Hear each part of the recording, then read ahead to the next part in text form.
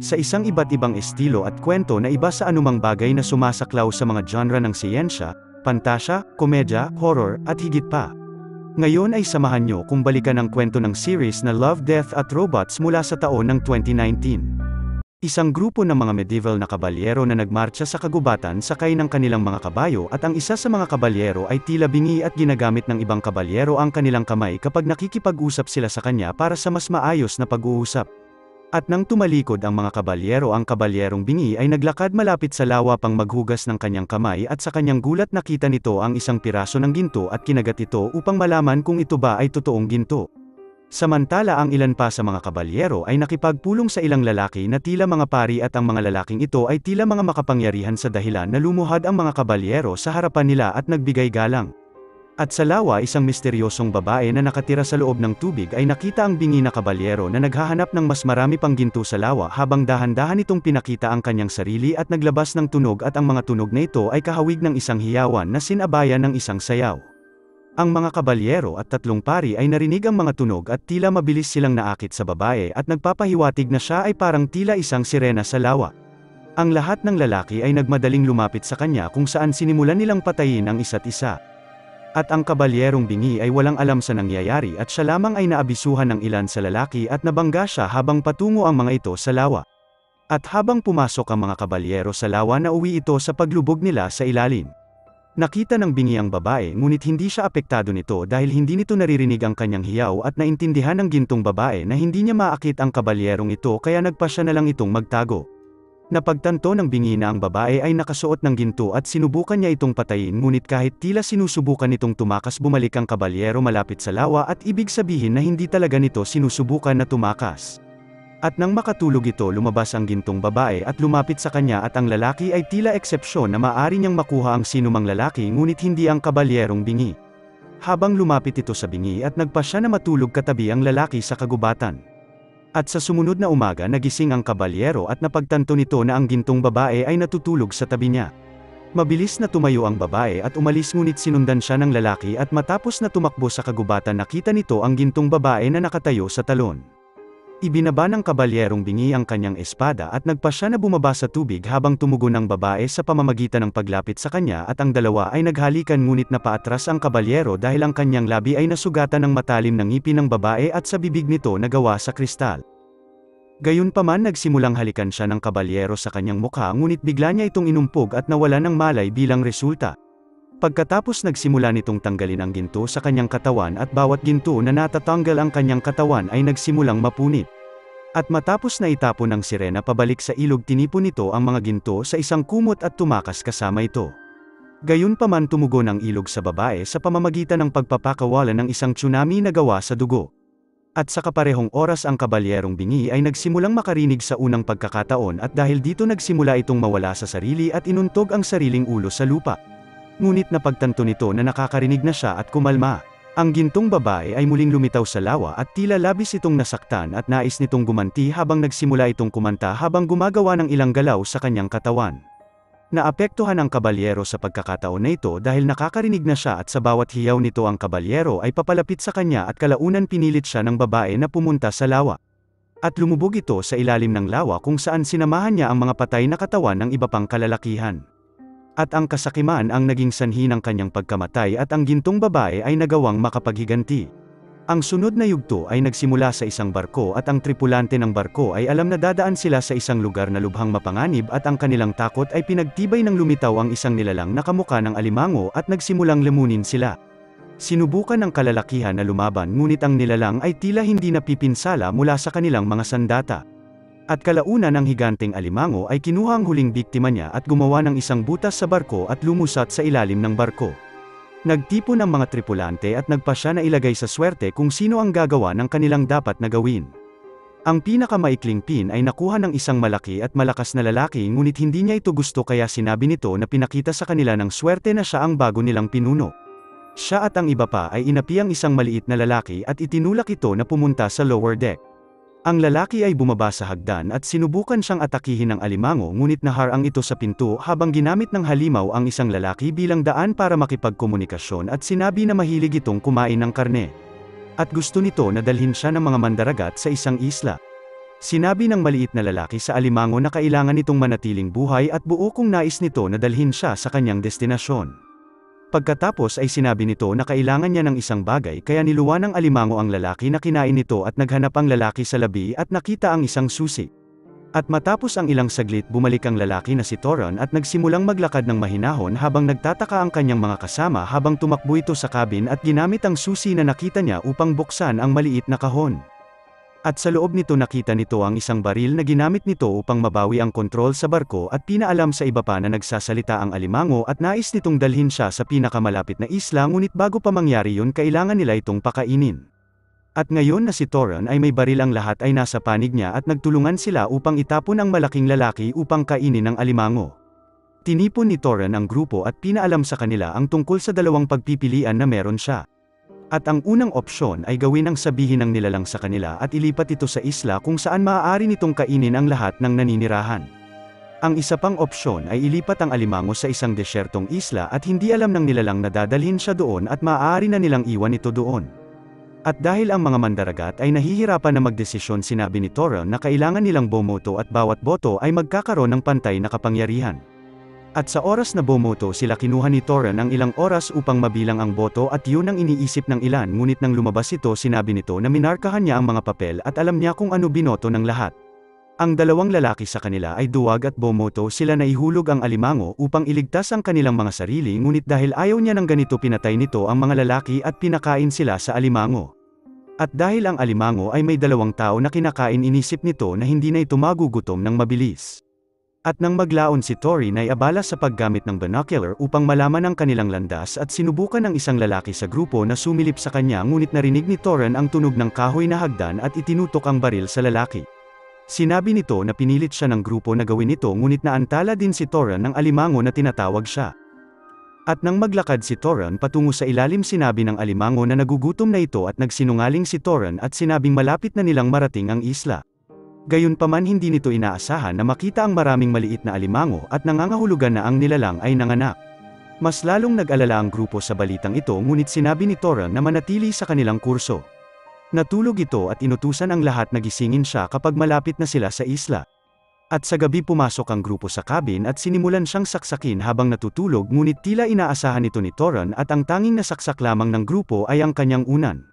Nagsimula silang barilin ni Toron mula sa likuran at kalaunan ay pinatay silang lahat at tanging isang lalaki lamang ang nakaligtas na nagtatago sa kahon at sinabing ayaw nitong sumali sa pagpatay kay Toron.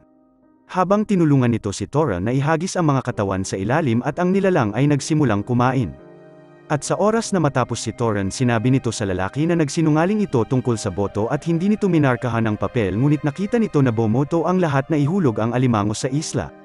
Dumating ang oras para gawin ni Toron ang kanyang huling plano habang bumaba ito sa ilalim ng deck at sinabi sa nilalang na nakarating na sila sa kanilang destinasyon.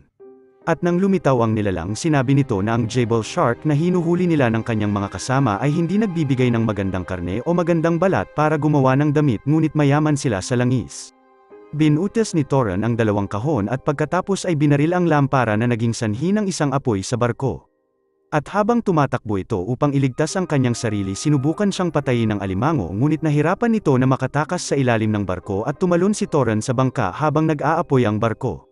At tulad ng plano na iligtas nito ang libo-libong buhay sa isla at nagawang matalo ang alimango kasama ang mga anak nito. Ang yugto na ito ay nagsisimula sa isang grupo ng mersenaryo na nasa kabundukan at naghihintay na gawin ang kanilang unang hakbang. Nagbibiruan sila sa isa't isa habang sinusubukan ng sarhento na makipag-usap sa isa pang pangkat. Ang sentro ng operasyon ay nagpadala ng dalawang grupo upang hanapin ang kanilang target ngunit ang problema ay hindi makontak ng sarhento ang isa pang grupo sa loob ng 50 minuto. Nagpasya ito na gawin na ang kanilang unang hakbang at ipinaalam sa natitirang bahagi ng grupo na kailangan nilang umakyat ng 500 metro pataas. Sinimulan ng grupo na umakyat at narating nila ang itaas at habang naglalakad nakita nila ang mga bangkay ng kabilang team at nagtataka sila kung sino ang pumatay sa kanila ngunit nasagot ang kanilang pag-iisip nang makita nila ang isang modified na grizzly bear. Mabilis nagpaputok ang mga sundalo laban sa oso ngunit tila hindi ito tinatabla ng bala. At sa kabilang banda ang isa sa mga sundalo ay kinuha ang kanyang kutsilyo at nagpasya na umatake sa oso ngunit nahuli siya ng nilalang at sinubukan pa rin ito na saksakin ng oso ngunit hinati siya nito sa dalawa. At ang isa pa sa sundalo ay nakaramdam ng pagkabigo at inubos ang kanyang bala sa oso habang lumalapit sa nilalang. At sa kasamaang palad naubos nga ang bala nito at mabilis siyang pinatay ng oso. Ang grupo ay malinaw na walang paraan upang labanan ang nilalang ngunit isang ingay ang nagpabaliw sa oso at tuluyan itong tumakbo palayo. Ang lalaki na si Morris ay lumitaw at sinabi sa grupo na sundan siya ngunit ang grupo ay walang tiwala sa kanya dahil hindi nila ito kilala kaya sinabi ni Morris ang kanyang nalalaman. Ang oso na nakaharap nila ay isang genetically modified ng CIA upang labanan ang mga Taliban at isa itong tangke na may balahibo at hindi ito tinatabla ng bala dahil mayroon itong bulletproof gel sa ilalim ng balat nito. Si Morris at ang kanyang grupo ay may ganitong oso sa kanilang panig ngunit ang oso ay nagsimulang kumilos ng kakaiba at kinain ang lahat ng kanyang tauhan. Si Morris ay may dalang isang maliit na makina na naglalabas ng puting ingay kaya nagtataka ang grupo kung sapat na ba ang makina na ito upang mapatay ang nilalang. Sumagot si Morris na ang makina ay wala lang at sumasakit lamang ang ulo ng oso pag naririnig ito. Sinundan ng grupo si Morris sa isang lihim na lokasyon at hinahanap ni Morris ang isang lihim na hatch na humahantong sa isang nakatagong base ng CIA.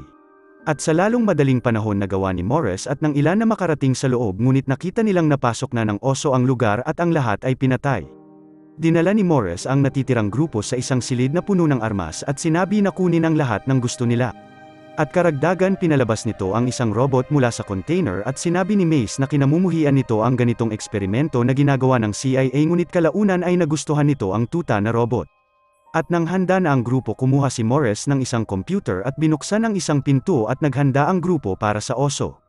Ngunit ang oso ay hindi lumitaw at ilang segundo ang lumipas binasag ng oso ang pader mula sa likuran nila at sinunggaban si Morris at nagsimulang magkalat ang grupo ngunit inatake ng robot ang oso. At kahit pa naghatid ito ng kaunting pinsala ang oso ay mabilis na nakabawi at winasak ang robot at labis na nalungkot si Mace nang mangyari ito.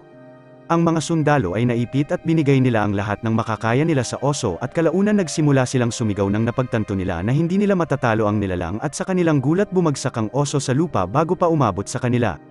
At ang isa sa kanila na si Fallen ay sinubukan na ilabas ang galit sa pamamagitan ng pagsipa nito ngunit muli itong nabuhay at pinutol ang kanyang binti. Ang dalawang natitirang sundalo ay inatake ang oso ng buong lakas nila at nagawa nila itong matalo.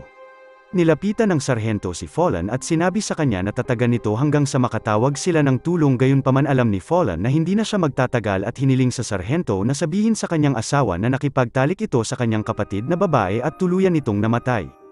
Ang sarhento at si Mace lamang ang nakaligtas ngunit hindi nagtagal inilunsad ng oso ang mata nito at nagsimula itong tumunog na parang bomba. Ang mata ay sumabog at sinunog ang buong lugar na pumatay din sa dalawang natitirang sundalo. Sa nakaraang yugto milyon-milyong layo ng taon isang doktor na si Afriel ay nakikipag-usap sa isang nilalang at ang sibilisasyon na ito ay matatagpuan sa ibang kalawakan ngunit bagamat ang mga nilalang na ito ay mukhang higanting bulate sila ay matalino at ang kanilang sibilisasyon ay mas maunlad kaysa sa mga tao. Nagpasalamat si Afriel sa nilalang sa kanilang tulong at ang kaalaman na nakuha niya ay napakahalaga. At matapos na umalis naglakbay si Afriel sa ibang sibilisasyon na kilala bilang Swarm at sa pagkakataon na ito siya ay binati ng isa pang tao na si Dr. Galina na gumugol ng maraming panahon upang pag-aralan ng Swarm. Habang isang nilalang ang kumagat kay Afriel at nag-alala ito ngunit sinabi ni Galina na ayos lang ito dahil kailangan dalhin ng insekto ang kanyang pheromones sa reyna ng mga Swarm o kung hindi si Afriel ay ituturing banta at kapag nangyari ito siya ay papatayin ng war caste. Dinala siya ni Galina sa isang tour sa pugad at pinaliwanag ang ilan sa mga proseso na nangyayari. Ang swarm ay isang perpektong sistema at ang lahat ng nilalang ay may papel na ginagampanan at ang kanilang operasyon ay pinangangasiwaan ng reyna. At sinabi ni Galina na natutunan itong makipag-ugnayan sa mga nilalang at kumuha din ng ilang pagkain na makakain niya. At upang ipakita gumawa ito ng ilang pagkain at ibinigay ito kay Afriel upang subukan. Ang dalawang tao ay malayang nakakalipad sa buong swarm at hindi nila kailangan ng oxygen tank upang mabuhay. Dinala siya ni Galina upang makita ang reyna at iniharap sa kanya ang iba't ibang cast ng nilalang at kayang gumawa ng reyna ng kahit na anong nilalang na kailangan para sa pugad at ang reyna ay napakalaki at konektado ito mismo sa pugad. At nang maglaon tinanong ni Galina si Afriel kung ano ang tunay na dahilan ng pagbisita niya at sinabi ng lalaki na kailangan itong mangolekta ng kaalaman ngunit nais ni Galina na maging mas tiyak ito. Sinabi ni Afriel na kung pag-aaralan nila ang swarm magagamit nila ang parehong proseso upang maging mahusay ang sangkatauhan. Gayunpaman ang kanyang tunay na plano ay matutunan kung paano magparami ng mga nilalang na ito para gamitin ito bilang mga manggagawa pabalik sa Earth. Naniniwala si Galina na pagsasamantala ito ngunit pinaalala sa kanya ni Afriel na ang mga nilalang na ito ay walang emosyon o tunay na motibo at nagtatrabaho lamang sila at wala itong pinagkaiba kung magtatrabaho sila sa swarm o sa planetang Earth. Nakakita si Galina ng katotohanan sa kanyang salita at nais din na tulungan ang sangkatauhan kaya pumayag ito na mangolekta ng lahat ng impormasyon na kailangan niya. At sa mga impormasyon na yun magagawa nitong bumalik sa Earth at mag-breed ng mga swarm. At sa paglipas ng panahon nagtulungan ang dalawang doktor at mas naging mas malapit sa isa't isa at nagkaroon sila ng isang romantikong relasyon ngunit ang kanilang gawain ay hindi nagtagal at naantala. At isang araw dalawang nilalang ang lumapit kay Afriel at sinabi na huwag kainin ang karaniwang pagkain dahil hindi ito mabuti. Pagkatapos ay kasama ang nilalang sila ay inatake ng mas malaking nilalang at ang mga palakaibigan na alien ay pinatay ngunit nagawa ni Afriel na makatakas. At sa kabila ng pagtatangka mabilis siyang nahuli ng mga nilalang at dinala ito sa isang mas malaking nilalang na nakuha si Galina. Ang nilalang na ito ay hindi ang reyna ngunit sa halip ay isang matalinong alien ng swarm na isinilang kamakailan lamang bilang isang mekanismo ng depensa upang pigilan ang pangungulekta ni Afriel ng impormasyon. Ang alien ay ilang araw pa lamang ngunit ang memorya nito ay tumatakbo ng libo-libong taon mula sa nakaraan. Sinubukan ni Afriel na mga tuwiran ngunit ang alien ay may sariling plano. At hindi ito nasiyahan sa katotohanan na sinusubukan ni Afriel na humanap ng paraan upang magparami ng swarm at sinabi nito ang kwento ng isang matandang species nang makita nito ang maliit na insekto na lumulutang sa malapit. Ang ninuno ng mga insektong ito ay ginamit upang takutin ang universo at plano nilang salakayin ang swarm.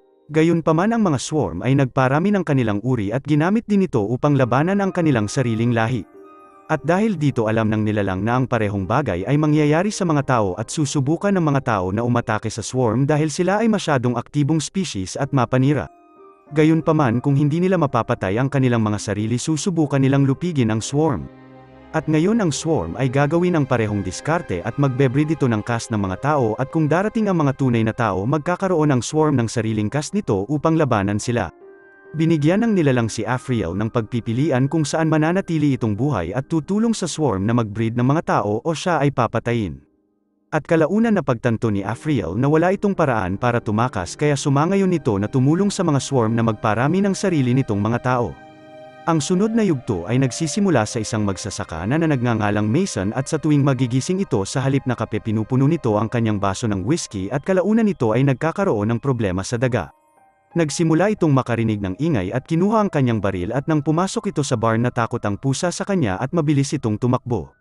Ngunit nakita nito ang isang malaking daga na nakatayo at mabilis niya itong pinatay at kinuha ito upang suriin ngunit napagtanto na ilan pang daga ang nakatingin sa kanya.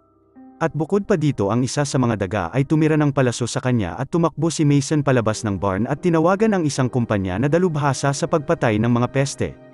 Ang kinatawan mula sa kumpanya ay sinabi sa kanya na ang ilang hayop ay nag-evolve dahil sa ang mga tao ay nakikigulo sa kapaligiran. At dahil dito ang mga hayop na ito ay natututo na gumamit ng mga tools at pinatahimik siya ni Mason at humiling ng solusyon kaya ipinakita ng lalaki ang isang automated na sistema na binubuo ng 5 makina na maaaring bumaril sa daga sa oras na makita ito.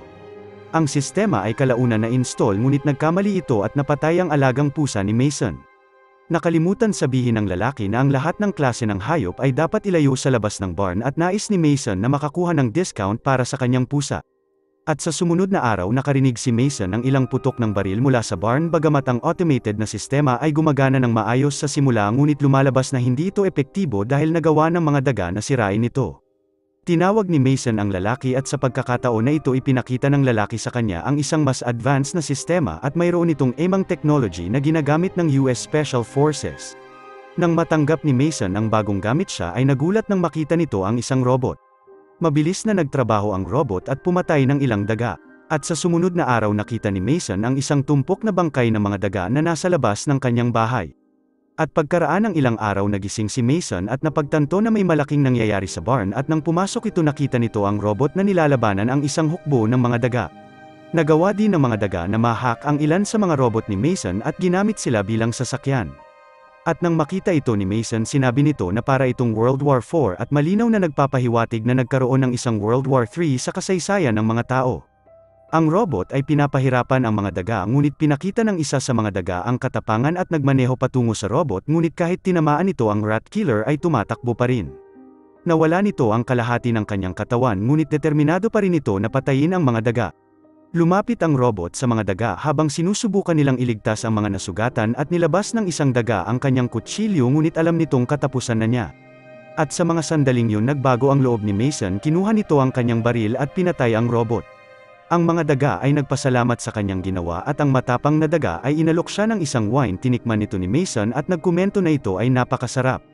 Sumaludo si Mason sa kagitingan ng mga daga at marahil isa itong pahiwatig na kailangan niyang lumaban sa pambihirang mga kondisyon sa panahon ng World War III at ang kanyang edad ay nagpapahiwatig na isa siyang veteranyo, ngunit sa anumang kaso umupo ito kasama ang mga daga at tumawag sa kumpanya ng extermination at kinansela ang isang check.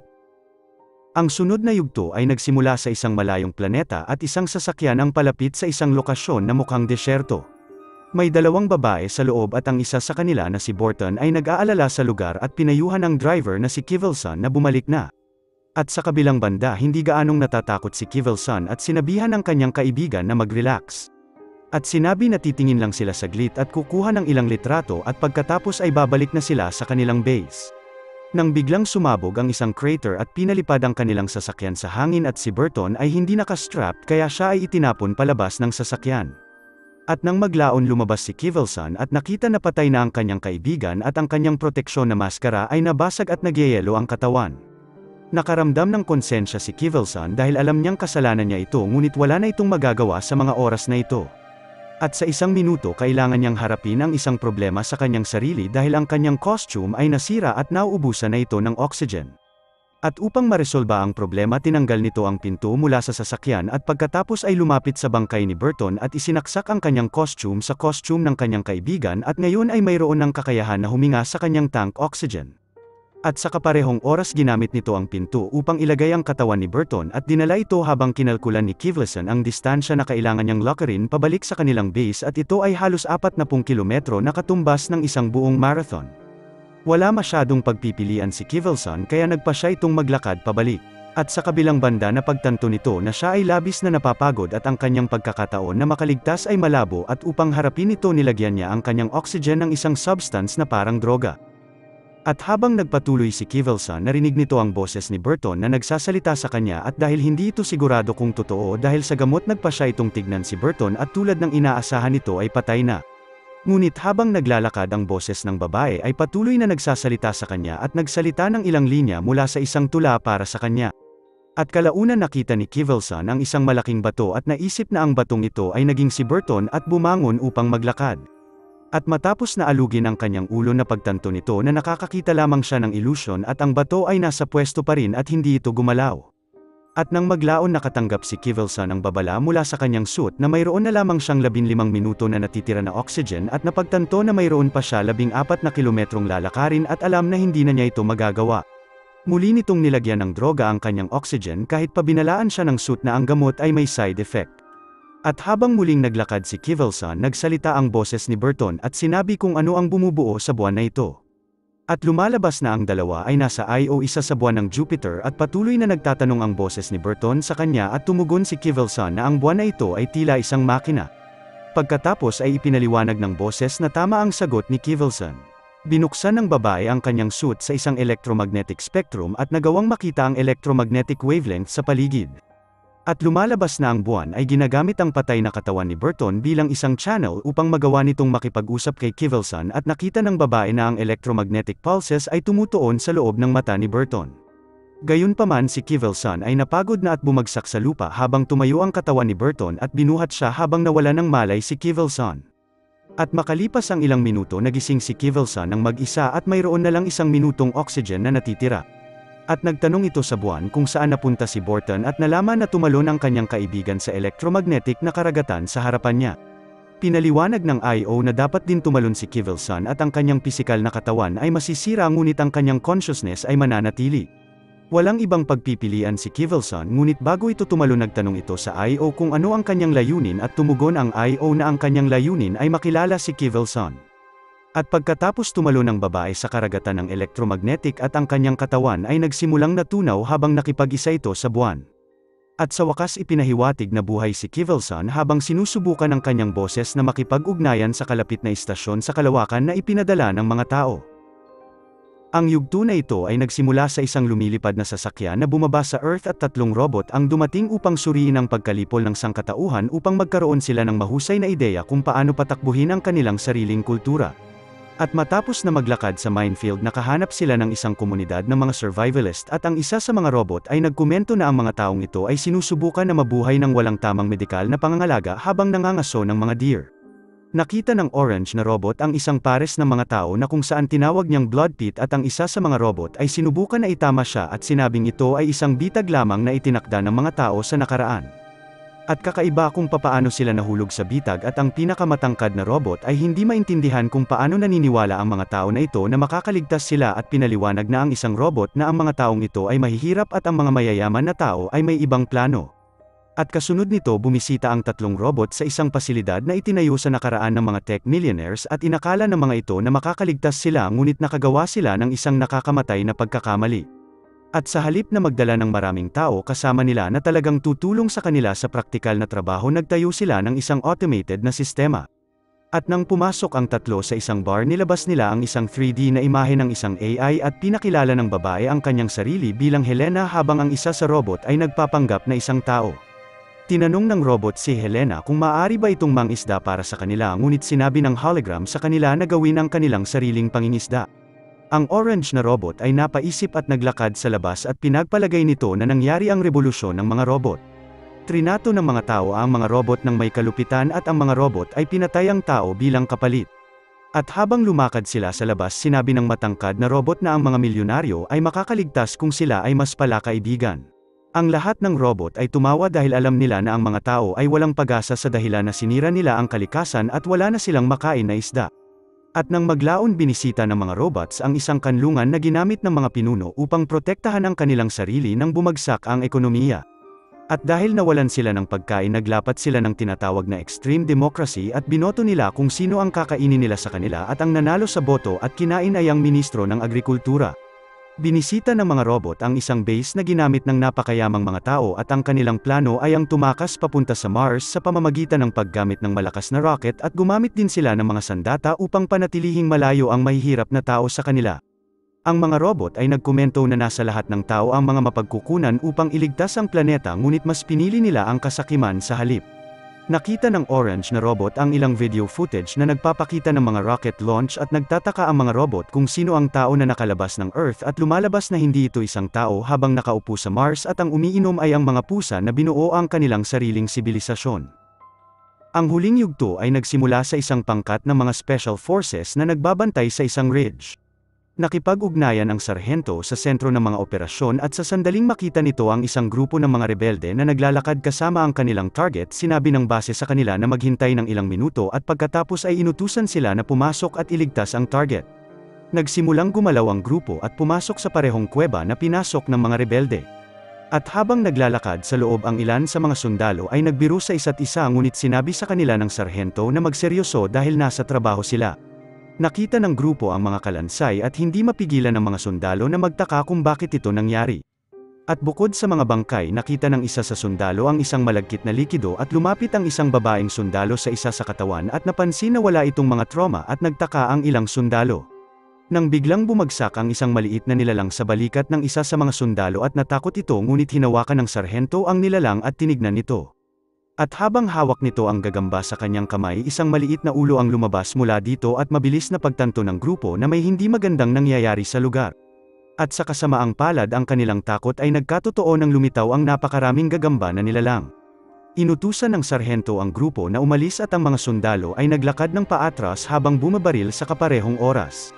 Gayunpaman kalahati sa mga sundalo ay hindi nagawang makaligtas at sila ay nilamon ng mga nilalang.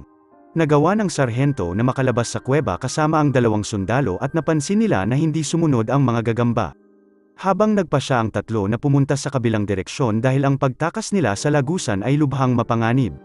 At sa kabilang banda walang nakakaalam kung ano ang inaasahan nila sa kabilang banda at sa anumang kaso nagpatuloy ang grupo ngunit nakita ulit nila ang ilang nilalang na papalapit at ang mga nilalang na ito ay mukhang mga alien na robot. Umatras ang grupo at ipinagtanggol ang kanilang mga sarili sa abot ng kanilang makakaya.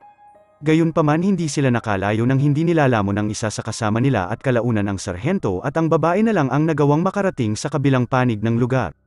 At sa kakaunting bala nagpasya silang galugarin ang lugar at nakita ang isang malaking nilalang habang binuksan nito ang kanyang mata ngunit tila ito ay nakakadena. Gayunpaman ang alien ay nagawang pumasok sa utak ng mga sundalo at inutusan sila na palayain ito. Ang sarhento ay nakontrol ng nilalang at tinulungan na palayain ito pinigilan ito ng babaeng sundalo bago pa nito pakawalan ang nilalang. Inatake ito ng sarhento ngunit pinagtanggol ng sundalo ang kanyang sarili ay pinatay ito pagkatapos ay sinubukan nito na bumaril sa nilalang ngunit ang ilang bala ay hindi sapat upang patayin ito. Kinontrol ng alien ang babae at naputol ang yugto at pinakita na ang babaeng sundalo ay gumigala sa desyerto na wala ang kanyang mga mata na tila tinanggal nito upang pigilan ang nilalang na makontrol siya at sa paraan na yon na natiling nakakulong ang nilalang. Salamat sa panunood. Kung nagustuhan mo ito huwag kakalimutan mag-like at subscribe para sa mga susunod pa nating movie recap.